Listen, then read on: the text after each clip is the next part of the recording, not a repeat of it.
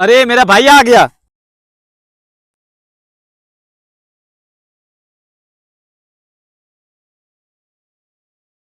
अरे साले। हेलो। कैसे हो बेटा? मैं ठीक हूँ चाचू, आप बताएं आप कैसे हो। मैं ठीक हूँ बेटा। लेकिन तेरा दोस्त आजकल बहुत ज्यादा नशा करने लग गया है। तेरे जाने के बाद बहुत फालतू दोस्त बना लिए हैं। बेटा अब तुम ही इसको समझा सकते हो। तुम कब आओगे? बस थोड़े दिनों तक आता हूँ।